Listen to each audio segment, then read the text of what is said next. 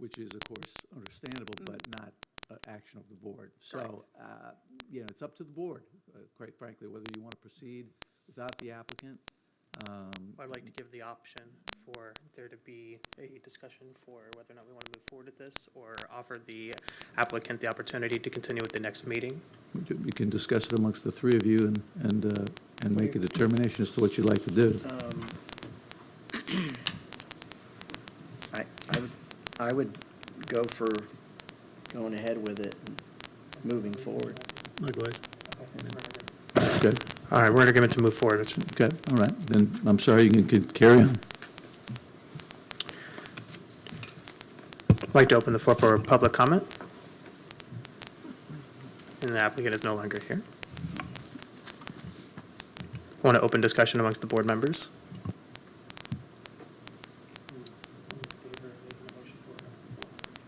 Make sure to be on the mic. We got to be on the mic, Give us a everybody. check. And obviously, and I'm sorry, it's been since we haven't met since November. I'm City Attorney Jack Morrison. Just a reminder to, in deliberating the case, make sure that those 6 factors that the Land Development Code requires be met are considered with whatever motion the board members wish to make, and clearly state so on the record. They're contained in your staff report, Yeah. which you should all have. And, yeah, what I would say is it, you know, it appears the conditions are met, and this is an improvement of what's currently on that property, and it fits within the findings of staff, and Agreed. Mr. Mitherfield? All right. Do we have a motion for an approval? motion to approve. And in that motion, is it based on the 6 factors being met in the affirmative under the Land Development Code, Mr. Hood? Yes, sir. Okay, so the motion is made based on that finding. So the motion's made based on the 6 factors. Do we have a second? A second. All right. Vote for approval, say aye. Aye. Aye. Okay. Passes 3-0. All right. Thank you very much. Moving on to case number BOA 250002-712 6th Street.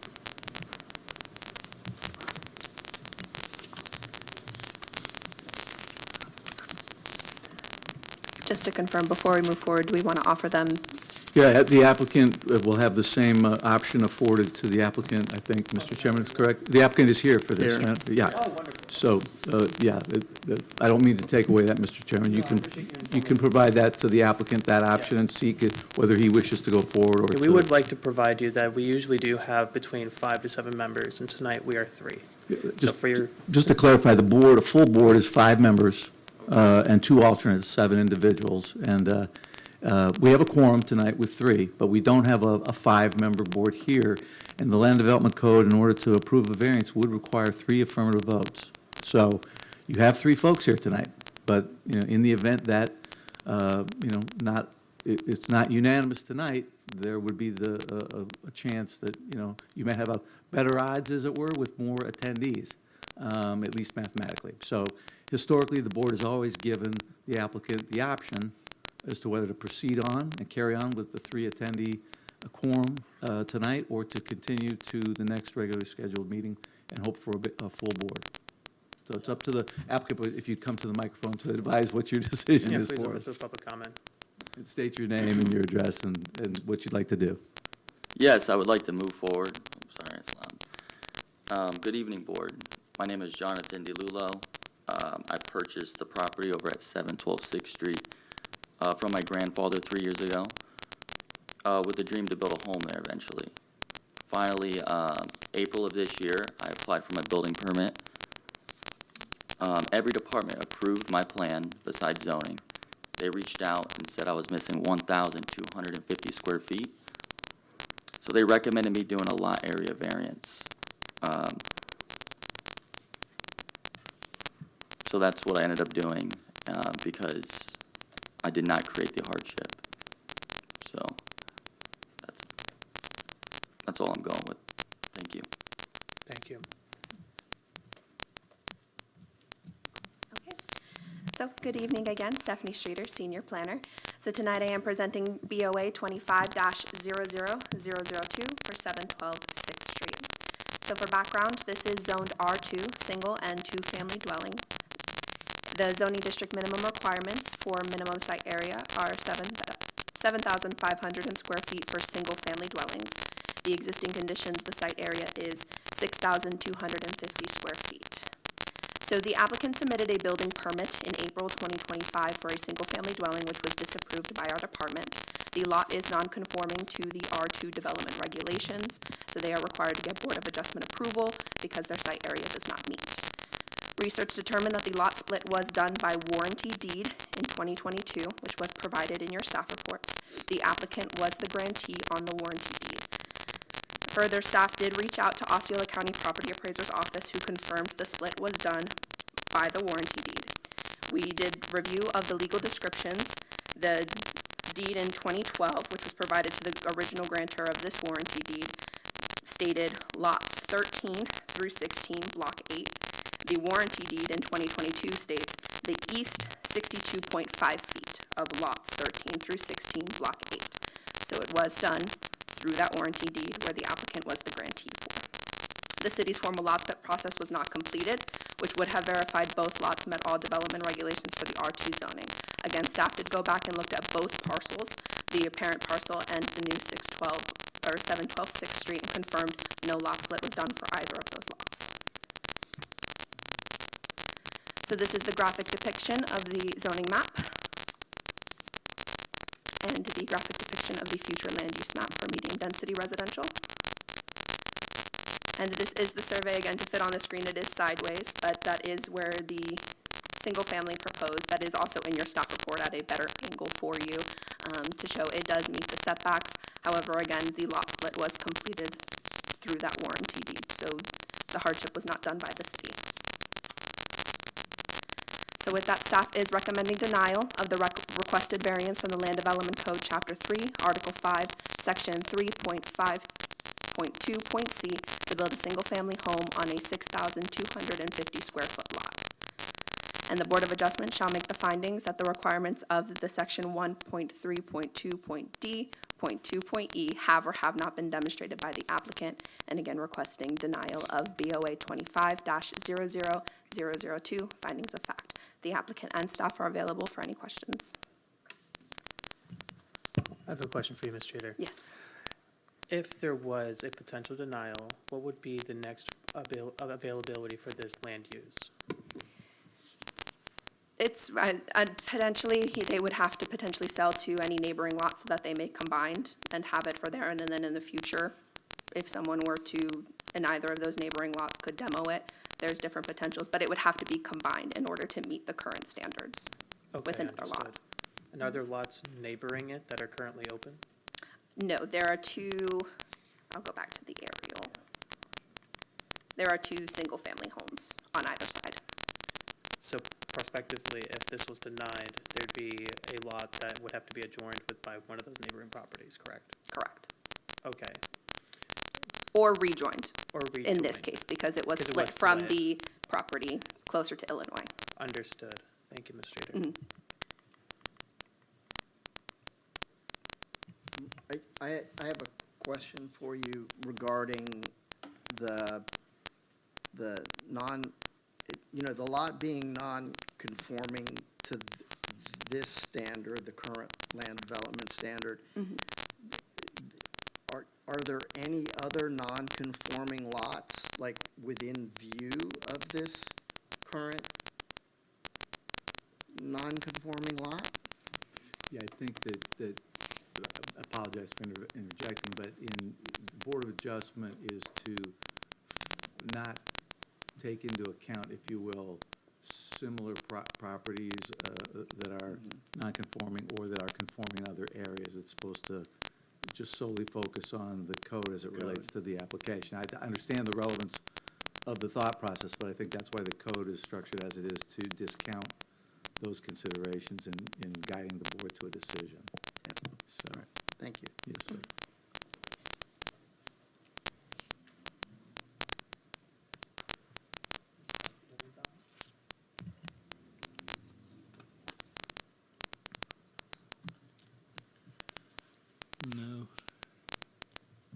like to open up the discussion with the board. Mr. Chairman, would the applicant, you may give the applicant a chance to Absolutely. I'd like to respond? give the opportunity for public comment. Thank you, Mr. Jonathan. Thank you.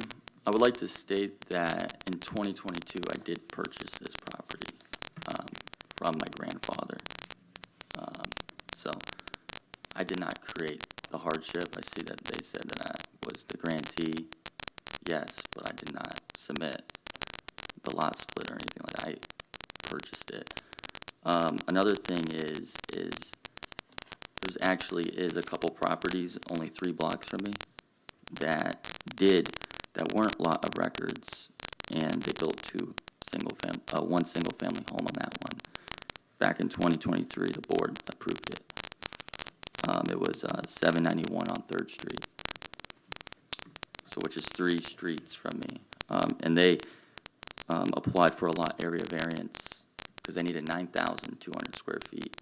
They only had 7,500, and also their lot was not split through the city.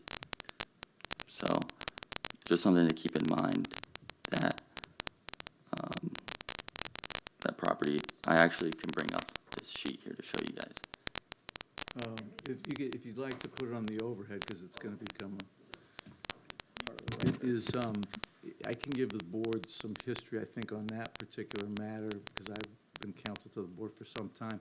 Is this the property in which a member of the city staff was working on the property?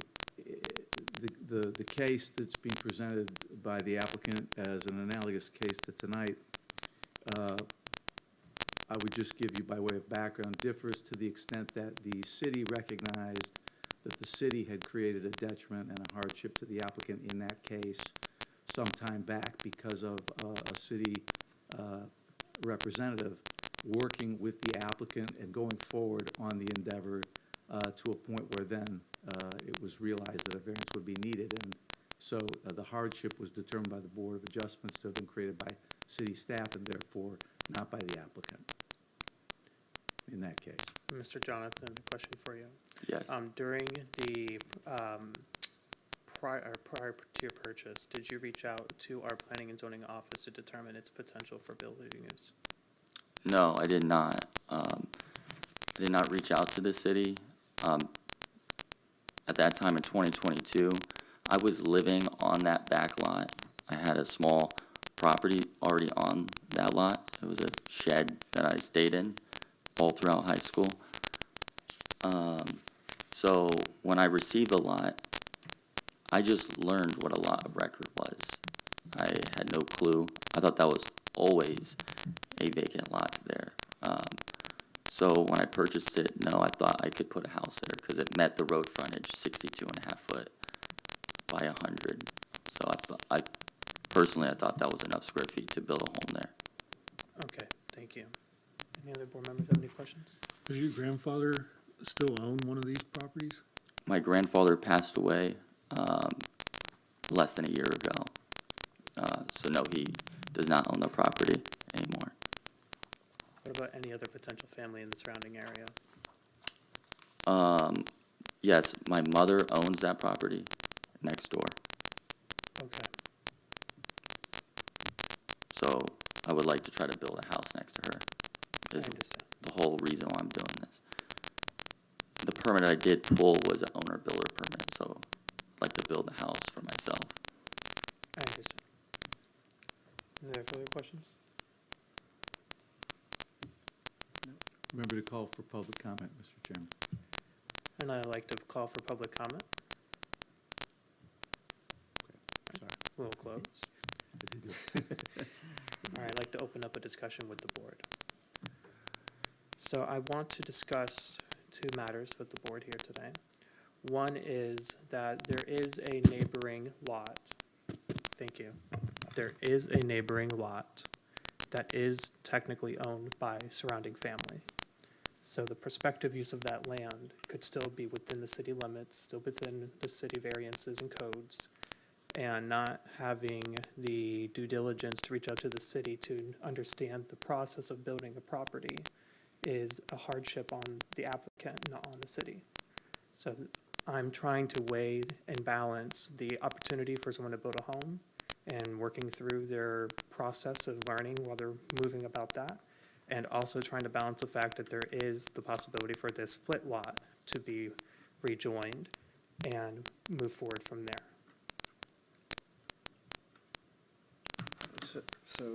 So basically pulling, you know, if the lots were together, then a permit with a dwelling with the correct setbacks Or technically. could potentially, Ms. Streeter, could you potentially speak to that? Yes, so in the event that they rejoined it, and I'll go back to the aerial just for a better view. In the potential that they rejoined it and let's say they wanted to demolish the home and rebuild, as long as it's within the setbacks and it meets all of the other required minimums, yes, it would be a buildable lot. Okay. And I apologize, just one more thing. And in potential, they could do a duplex because this zoning is R2. So it's a single and two family, so they could do a duplex. Or an accessory dwelling unit. And would the, for that second dwelling unit, would it be a alternative size to the dimensions that were presented today? Yes, it would. Especially if they decided to go the accessory dwelling unit, we have those standards that were adopted by council. Understood. So it would be a different dimension in that case. Specifically, accessory dwelling units, depending on the acreage, can be 60% of the principal home or a maximum of a certain amount of square feet. Okay. Have we have any surrounding commentary from any of the neighbors suggesting that the building of this property would impede, natural flow of the community? I did not receive any public comment for this case. Okay.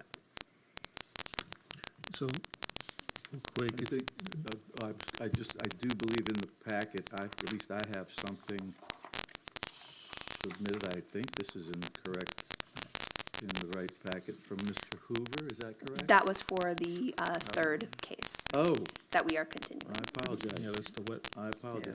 Okay. area. the wet So- lot. Quick question, I if, assuming that this gets reabsorbed into one lot and they build an accessory dwelling, is there anything in the future prohibiting them from doing a lot split with that new dwelling on it? Yes, there would be limits on that. You can't have an accessory dwelling unit just by itself. Okay.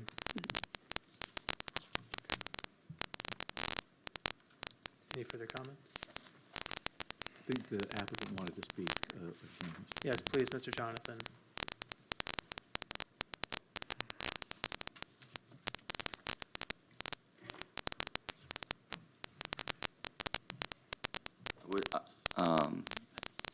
I would just like to state that I did purchase this lot, and I did not split this lot. People buy lots all the time that are non-conforming lots. So I just wanted to make that statement. People build on non-conforming lots, and they have. There's multiple, properties within town within the last 2 years that have been built on.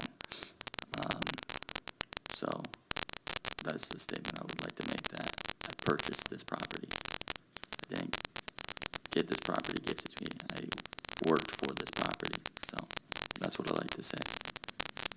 Do you have a contract for sale and purchase? So I have the warranty, and I did my grandfather's house.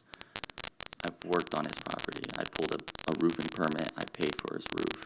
Sweat equity. At the time, I didn't have money to purchase the lot in the back. So I worked for it for years. And my grandpa, he split the property, and so I could build a house there. Is what I did. Thank you. And you could even see that I pulled the permits for his house. Thank you, Mr. Jonathan.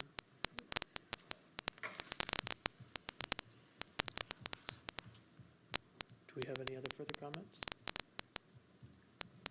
And there were no comments back from any of the other residents that were advised of the, No, we sent out the public notice mailers as required by state statutes, and we received no oral or written comments. Any questions that we received, they just wanted to know what the BOA was. Many people don't know, so. Thank you. Question for the board. Comment I'm pondering is if this gets reabsorbed or not. The purpose of that property is going to be a living structure, A dwelling. a dwelling structure. Thank you. So with that in mind, I'm weighing, what would the quality of life be for the neighborhood and for the applicant if it was reabsorbed versus if it was given the variance approval? Correct, and my thoughts on it is, so if it gets reabsorbed, the principal responsible owner, Jonathan, is no longer the principal responsible owner, correct? So, issues with the property, but are not Jonathan's, right? So,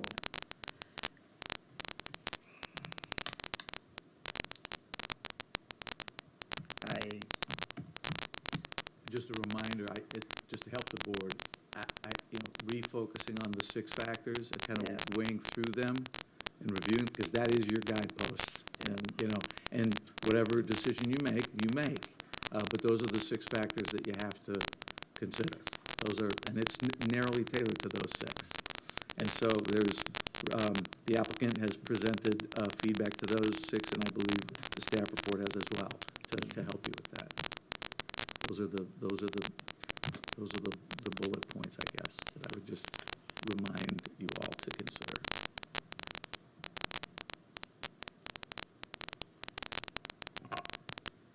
Are we comfortable making a motion?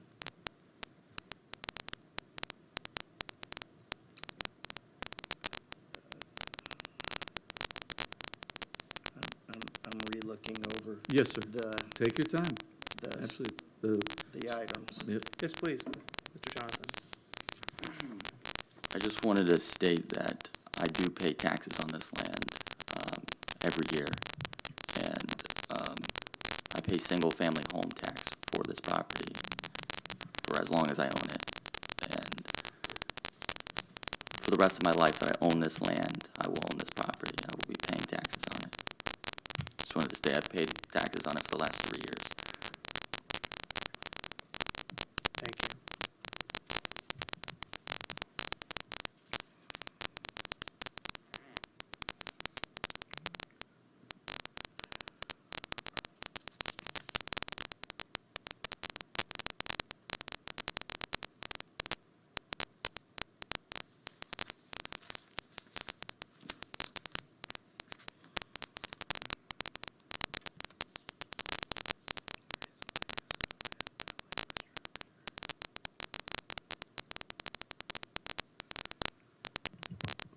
Mr. Matthew, during your review of the 6 factors, is there something that you're weighing currently?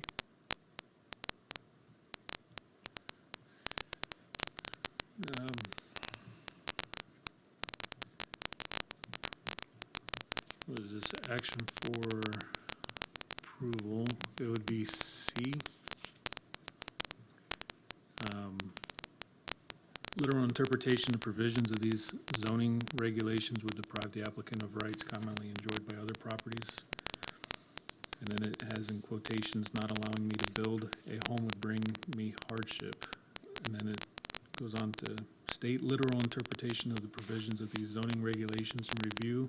The recorded deeded lot split would show the applicant as grantee created the hardship, therefore negating the rights commonly enjoyed by other properties in the R2 zoning district. I think everything kind of hinges on that as to whether or not this was a hardship brought on by doing the lot split, or if that was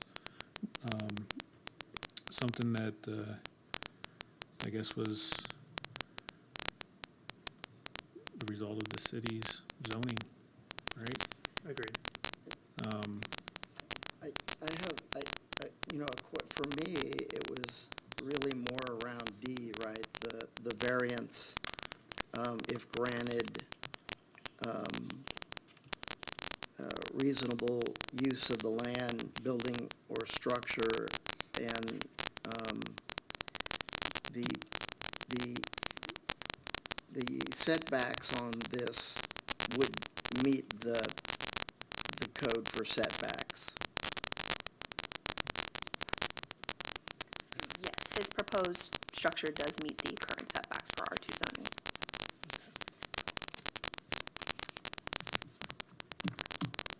Any other thoughts? Okay. Is there a motion?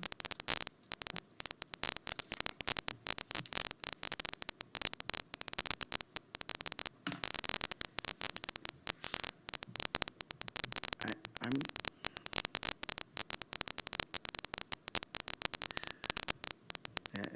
as everybody in here can tell, there's some confliction that I'm dealing with as far as, you know, where this lot is and the information around it. I'm gonna motion to approve the variance. And that motion's based on the meeting of the 6 factors within the Land Development Code? It's meeting I'm just asking factors. for confirmation. Yes, So that's what your yes. motion's based on? It is based on The 6 factors. the factors that I'm looking at here within, you know, I mean, As met in the affirmative. yes. I just need to get that on the record. Absolutely. And I'll second the motion. All right, we'll have a vote for approval, say aye. Aye. Aye. Aye. Passes 3-0. The variance is approved. Thank you, board. I really appreciate you guys. Thank you. Thank you for your time this evening. Yeah, and